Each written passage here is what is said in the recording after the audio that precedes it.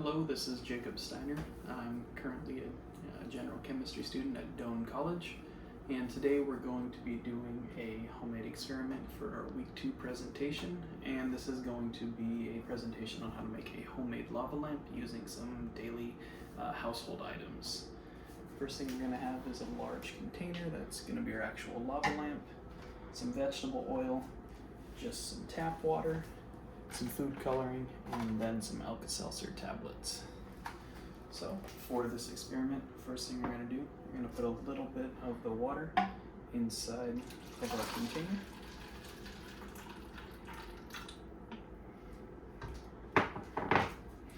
Normally you take the food coloring and you would drop that on top, but for this I'm going to be mixing it in a smaller container and adding it because it's gel-based food coloring and it doesn't seem to be wanting to mix as well.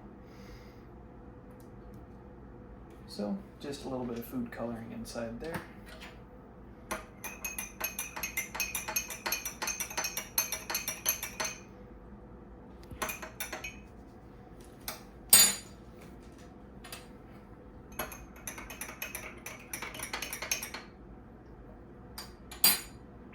And we'll be adding that to our water.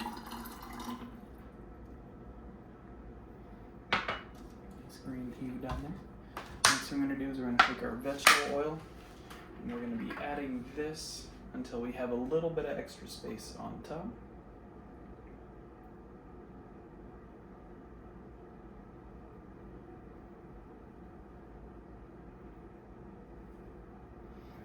Oil and water do not mix, so it's going to create a nice separation effect, so we'll have the oil on top and the water with the food coloring on the bottom.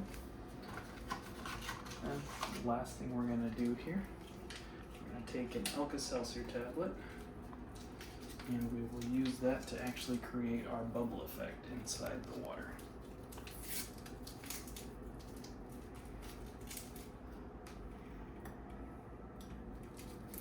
It's going to sink through the oil layers and come up to the bottom.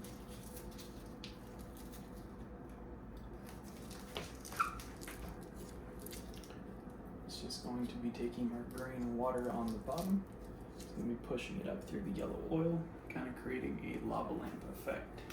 Now the reason that this works is the Alka-Seltzer itself is just a solid form of sodium bicarb and citric acid, very similar to vinegar and baking soda.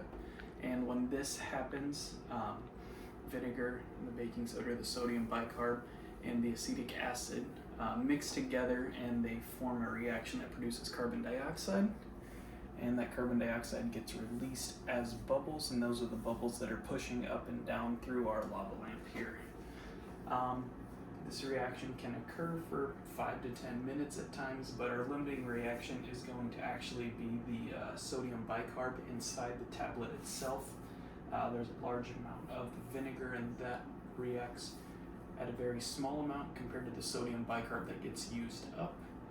So that's why if you drop an Alka-Seltzer tablet in water, it's not going to bubble forever. Eventually it will stop, and that's just the sodium bicarb being all used up. So for this effect, it will keep going for a little while. Eventually those tablets will get all used up. We'll see the bubbles start to stop a little bit, and that is our homemade lava lamp. Thank you very much.